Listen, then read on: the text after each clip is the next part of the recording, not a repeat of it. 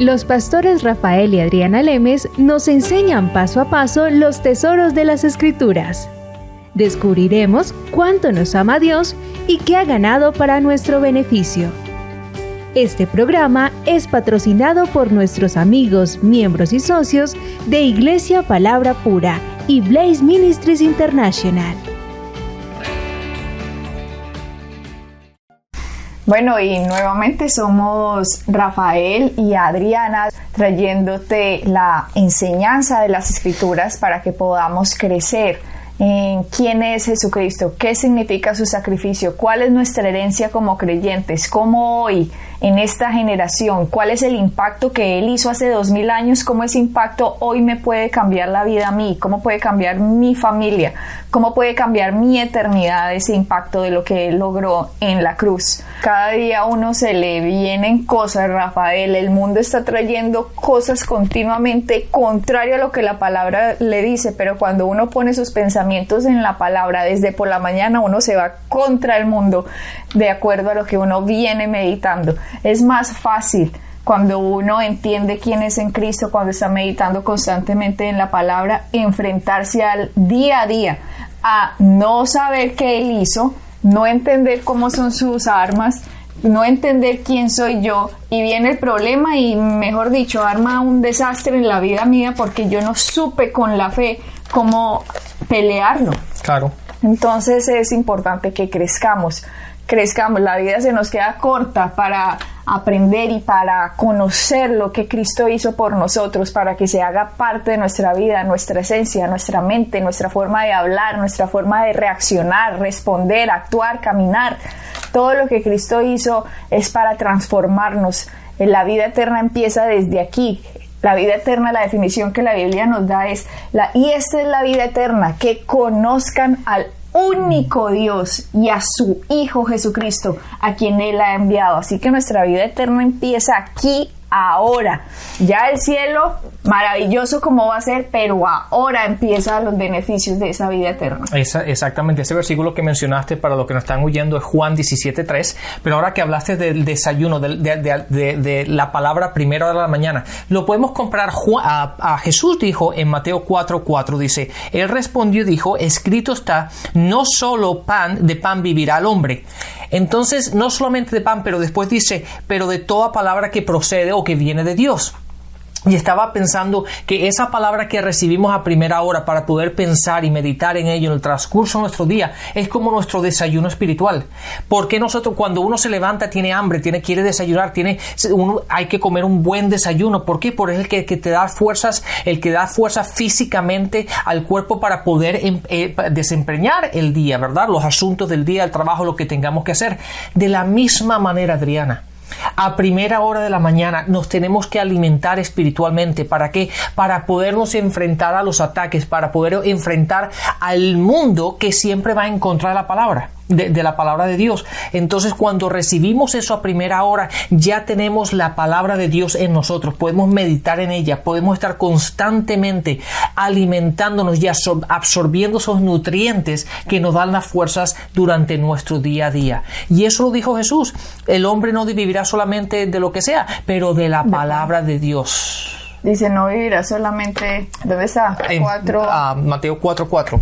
No solamente vivirá de pan, pero de cada palabra que procede de Dios. Y si yo no sé cuál es la palabra que procede de Dios, por eso quedo desnutrido espiritualmente y todos los problemas los voy a enfrentar en la carne sin saber quién soy en el espíritu y por lo tanto termino apachurrado pues por la vida, claro, porque no supe quién soy yo. Entonces, el programa pasado estábamos hablando, por ejemplo, de la diferencia entre la gallina y el águila.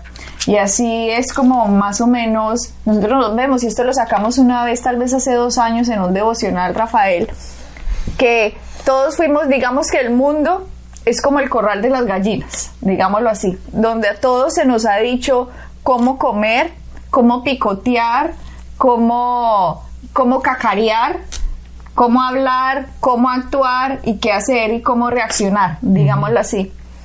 Pero cuando nacemos de nuevo, en medio de ese mundo que es el corral de las gallinas, estoy diciendo una historia pictórica, pues por favor, para que no digan, ay, ¿cómo así no está diciendo gallinas? No, estoy haciendo una comparación. Cuando nacemos de nuevo, somos águilas.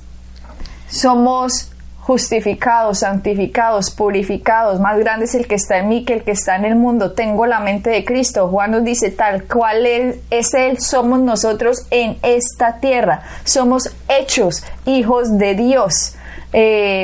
Fuimos sellados con el Espíritu Santo de la promesa. Todo lo puedo en Cristo que me fortalece. Por su gracia puedo hacer mucho más abundantemente. En fin, todas las promesas. Promesas que uno lee, es una cantidad de cosas. Entonces, eso pasó en mí cuando nací de nuevo. O sea, cuando nací de nuevo, algo pasó dentro de mí, dentro de mi espíritu, que digámoslo, me transforma como en un águila. Pero al yo seguir en el corral de las gallinas, sigo picoteando el piso, sigo cacareando, aunque me debe salir, me imagino cómo le sale, yo no sé cómo hace una gallina. ¿Cómo es otra vez? ¿Yo qué vas a hacer? ¿Cómo hace? ¿Y cómo hace un águila? No me ponga a hacer a mí, mijo, si no quiere que lo ponga a hacer a usted. Empezamos a cacarear como gallinas, empezamos a picotear, empezamos a correr como gallinas desplumadas, pero somos águilas. Y la enseñanza, si no nos lleva a que descubramos lo que hizo Cristo, si la enseñanza no nos transforma la mente a quiénes somos nosotros, a cuál es nuestra herencia, que por sus llagas fuimos sanados, que Él se hizo pobre para que fuéramos enriquecidos, que la herencia de la bendición, que Él se hizo maldición para que la bendición fuera nuestra, que somos cuerpo de Cristo, que fuimos trasladados del reino de las tinieblas al reino de la luz, que ya nuestro Padre no es Satanás, que Él decía en la Biblia, antes eran hijos del diablo. La gente ni siquiera sabe que es hijo del diablo porque fue comprado desde Adán el hombre por el pecado, y ahora fuimos comprados con precio de sangre por Cristo. Entonces, si uno no recibe ese entrenamiento, a pesar de ser águila, sigue actuando como gallina. Y eso es lo que le ha pasado al cuerpo de Cristo. A pesar de que ha sido empoderado para grandes cosas en esta tierra, empoderado porque ahora podemos reinar en esta vida, reinar sobre la enfermedad, reinar sobre la pobreza, reinar sobre los problemas, reinar sobre la escasez, reinar, no que los problemas no vengan, sino que nosotros vamos a salir victoriosos en medio del problema, que nuestro fundamento está en la roca, que a pesar de que vengan los vientos en contra de nuestra casa, en contra de nuestra vida, seguimos fundamentados en la roca, y como estamos parados en la roca, a pesar de lo que se venga, seguimos firmes. Pero Cristo decía, hay unos que están parados sobre la arena, o sea, no están parados en el fundamento de lo que Él hizo en la cruz, sino que están parados sobre religión. Claro. Por lo tanto, seguimos como gallinas, viene el viento y me escondo y salgo corriendo como una gallina, y cacareo como gallina, y hablo mal, y respondo mal, y profetizo mal sobre mi futuro, soy un don mala, nada puedo, todo me sale mal, cuando el poder está en mí. Claro. No es sino hasta que viene el descubrimiento del Evangelio que me dicen, usted no es ya una gallina, sino un águila. Exactamente. Adriana, déjame ponerle esto desde el punto de vista bíblico para que la gente se dé cuenta que lo que estamos hablando no simplemente pictóricamente, como tú estás haciendo la comparación, pero bíblicamente lo está escrito también. Fíjate lo que dice Pablo, le dice en 1 Corintios 3, el versículo 1, 2 y 3 dice, de manera que yo, hermanos,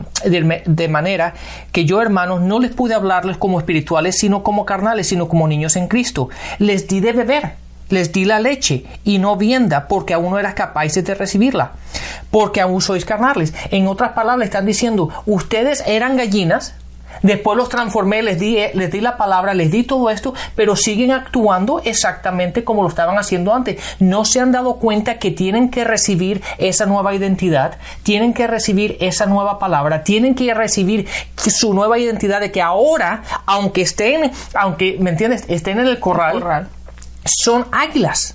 y tienen que actuar de esa forma. Pablo estaba dando básicamente la misma comparación de que esta gente seguía actuando como gallinas, como tú lo estabas explicando, y no se daba cuenta de que ya él les había dado la palabra, les había dado lo que ellos necesitaban para hacer esa transformación, pero no lo habían hecho. Sí, porque él dice, siguen actuando igual, a pesar de que ya han pasado como 3 años, creo que ya habían pasado.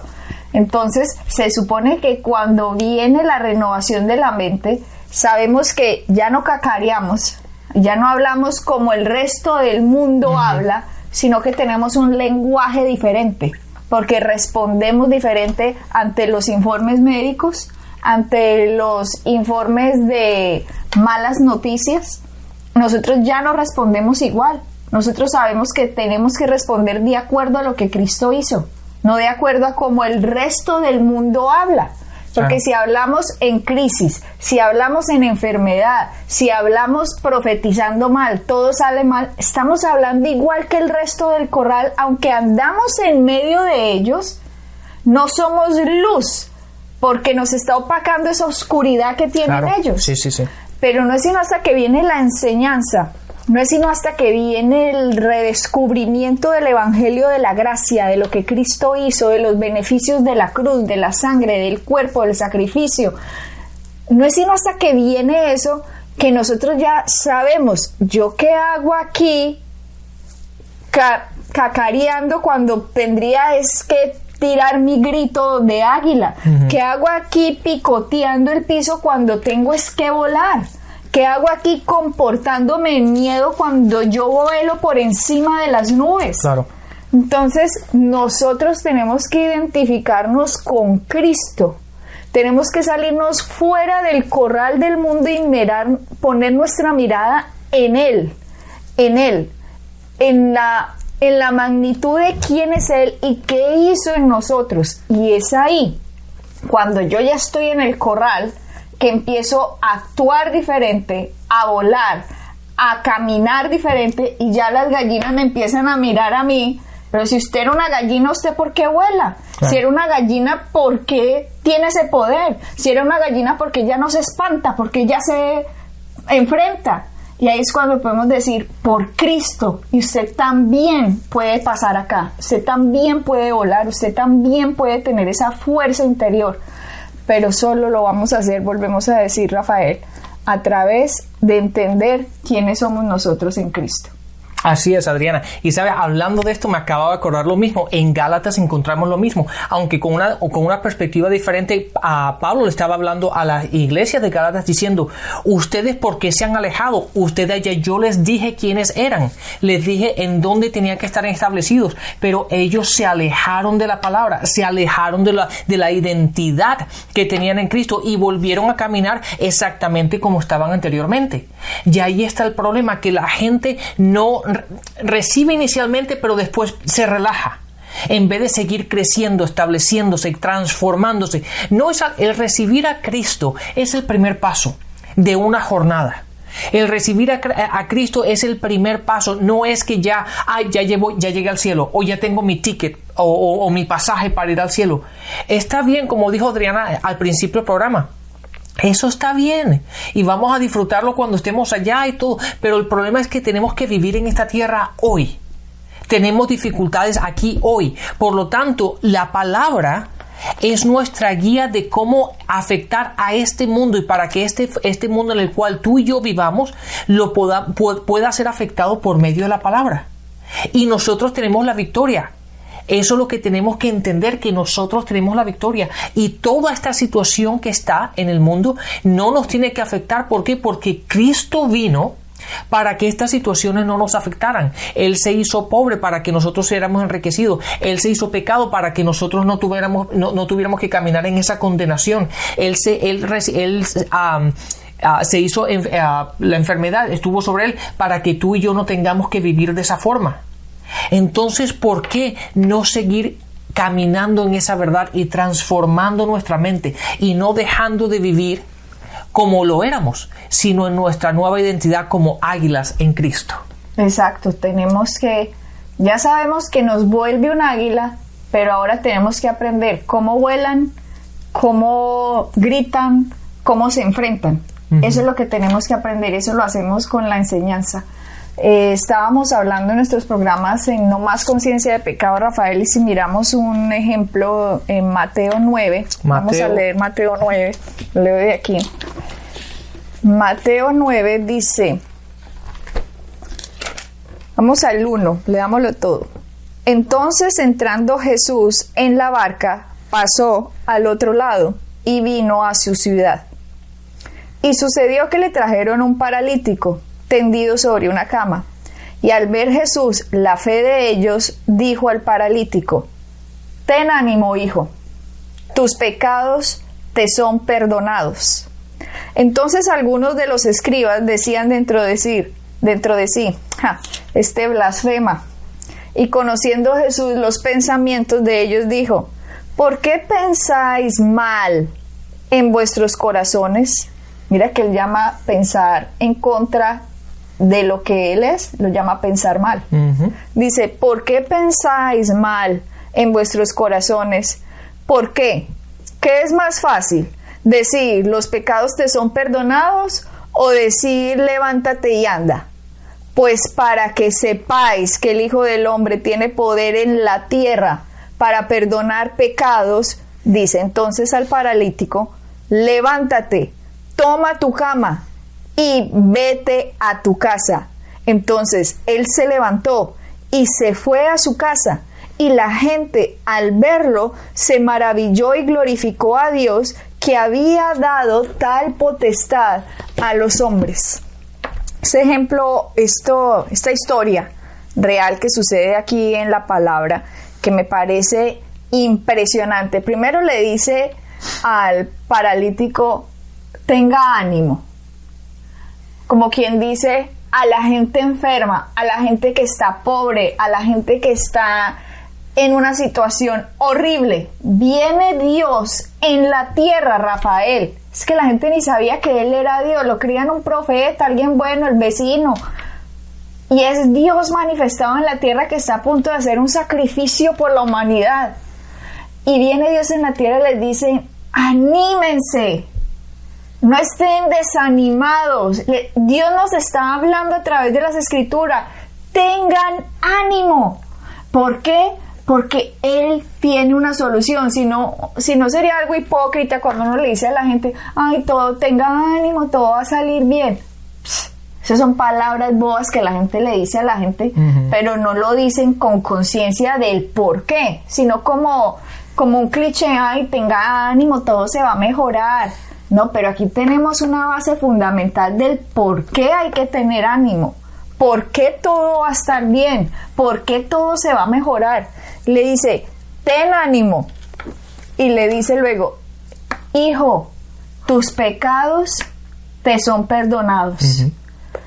Esta es la clave, Rafael, para mucha gente que está enferma, mucha gente que está en la ruina, mucha gente que está culpable, condenada, mucha gente que ha hecho cosas malas. Otros han hecho cosas menos malas, pero también están condenados, Rafael, en sus propios pensamientos, en su propia vida, saben que si hubiera tomado esta decisión y no aquella otra, esto no estaría pasando. Yo, ¿por qué hice esto? ¿Por qué dije aquello? ¿Por qué no actué así? La gente empieza a vivir en el pasado y en el pasado y en el pasado, y se empiezan a condenar y a condenar. Y hoy hay mucha gente enferma, hay mucha gente mal, porque no sabe que sus pecados le han sido perdonados. Y Él le dijo: anímese, tus pecados te son perdonados. ¿Qué frase para que la gente sepa? Este muchacho, este joven, tenía que saber que sus pecados eran perdonados para poder recibir sanidad. Por eso Él le dice primero: tus pecados te son perdonados, y después le dice: levántate y anda.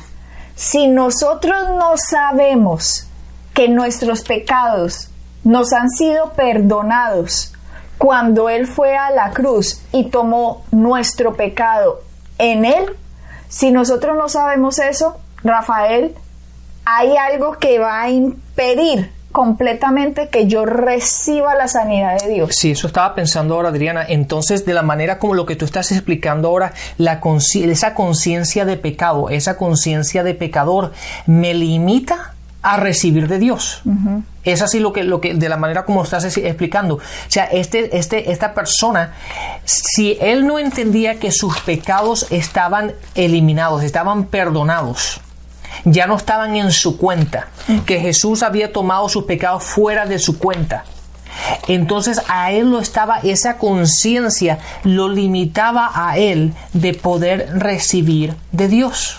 Exacto, porque Cristo todo lo que hizo cuando él estuvo acá lo hizo con base a lo que él iba a hacer en la cruz. Claro. Él sabía, yo soy el Cordero. Se lo dice Juan Bautista, he aquí el Cordero que quita el pecado del mundo. Él ya sabía que todo el pueblo de Israel hacía sacrificios y que mataban el corderito, y cuando iban el pecado quedaba cubierto hasta el siguiente pecado y tenían que traer otro animal y otro animal y otro animal, pero él sabía, he aquí el Cordero que te quita el pecado del mundo. Él sabía, en mí va a ser puesta la culpa, en mí va a ser puesta la condena de lo que usted ha hecho. Uh-huh. Por lo tanto, yo le puedo perdonar a usted los pecados. Qué cosa tan impresionante, porque si nosotros no sabemos que somos perdonados, vamos a creer que la enfermedad, la pobreza o los problemas tienen derecho sobre nuestra vida como resultado de la cosecha de lo que hemos hecho. Entiendo, sí. Pero cuando entendemos que nuestros pecados han sido perdonados y que yo soy delante de Dios justo, como si nunca hubiera cometido pecado debido a que Cristo cargó mi pecado, uh-huh. Si yo me empiezo a ver así, entonces ya empiezo a ver la enfermedad, la pobreza, la miseria, la conciencia de culpa, la conciencia de condenación, ya empiezo a ver todo eso, lo empiezo a ver como, ¿por qué yo tengo que tener esto? Yo no tengo por qué tener esto, porque Dios a mí me ha comprado. Y dentro de lo que Él compró yo tengo unos beneficios. Y es ahí cuando la gente dice, yo no tengo que seguir recibiendo lo que Cristo recibió por mí, porque entonces lo estaríamos recibiendo dos personas. Claro, es que Adriana, cuando lo pensamos desde ese punto de vista, de que por qué yo voy a llevar lo que Cristo tomó por mí, yo básicamente estoy invalidando el trabajo de Cristo en la cruz. No le estoy dando importancia, no lo estoy valorando. Básicamente, o desde el punto de vista de que lo que Jesús llevó no fue suficiente, por lo tanto yo tengo que pagar. Y ahí es cuando estamos yendo en contra de la verdad de la palabra. Ahí eso sí sería una blasfemia al decir que Jesucristo no hizo su trabajo completo. O Jesucristo no se llevó todo el pecado, o Jesucristo no se llevó toda la enfermedad, por lo tanto yo tengo que pagar o yo tengo que llevar algo para ayudarlo a complementar lo que Él no hizo. Cuando la palabra no es así, es por eso que cuando realmente entendemos, nos ponemos furiosos desde el punto de vista bueno, ¿no? Furioso en el sentido de que ¿por qué yo tengo que llevar algo que no debo llevar? ¿Por qué yo tengo que pagar por algo que no debería pagar? Eso es igual, ya que Cristo lo pagó. Sí, que si yo voy a una tienda, llevo a Adriana y vamos a cenar a un restaurante, y viene un señor y que nos conoce dice, ¿sabe qué? Lo quiero bendecir y voy a pagar su cuenta. Y la paga, le dice, muchas gracias, pero después viene el mesero, cuando nosotros terminamos, le digo, yo quiero pagar la cuenta, y él me dice, no, es que ya se la pagaron, no, pero es que yo quiero pagarla otra vez, y entonces el mesero va a decir, pero ¿por qué la vas a pagar otra vez? Ya te la pagaron, ¿qué es lo que no entiendes? Ya está pagada, ya no debes nada, simplemente levántate y te puedes ir. Pero la gente quiere como pagar otra vez lo que ya pagaron. Entienda, Jesucristo ya lo pagó, ya usted no tiene que pagarlo más, ya está cancelada, la cuenta está cancelada. Uh-huh. Entonces simplemente ahora tú simplemente tienes que disfrutar la comida y disfrutar sabiendo que la cuenta está cancelada, ya tú no lo debes. ¿Cómo estaría este hombre que él le dijo, ten ánimo, tus pecados te son perdonados? Alégrese, cambie esa actitud. Tus pecados te son perdonados. este hombre necesitaba oír que los pecados le son perdonados, porque a la gente le es más fácil recibir cuando sabe esta verdad. Claro. Si yo creo que yo tengo por qué tener esto que estoy pasando, pero si yo entiendo que ya fue pagado, como tú lo dices, entonces yo ahí sí puedo decir, bueno, gracias Señor, y eso es lo que tenemos que decir. Por eso dice, con acción de gracias acerquémonosle a Dios, no porque Él quiere que, gracias Dios, no, entendamos por qué las acciones de gracias.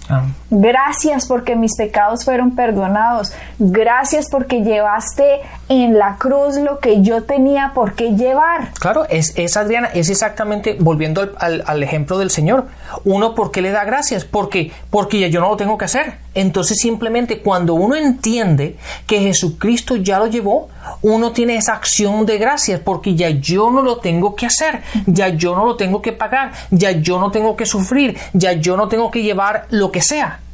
Y es por eso, cuando yo entiendo eso, uno tiene un corazón de gratitud por lo que Él hizo por mí. Y de enamoramiento, porque entendemos que Él nos amó primero y por eso nosotros le respondemos en amor. El Antiguo Testamento era amarás a Dios sobre todas las cosas, y así le dicen a la gente hoy en las iglesias. Pero en el Nuevo Testamento dice, nosotros lo amamos a Él porque Él nos amó primero. Así que hay una gran diferencia en antes de la cruz y después de la cruz. Ubiquémonos en el tiempo en el que estamos. Estamos en una época de gracia que va a cubrir hasta la segunda venida de Cristo. Así que bendiciones, nos vemos en el próximo programa. Bendiciones y hasta la próxima. Pueden bajar nuestras enseñanzas en www.iglesiapalabracura.com y visitarnos en nuestra sede en la calle 21326.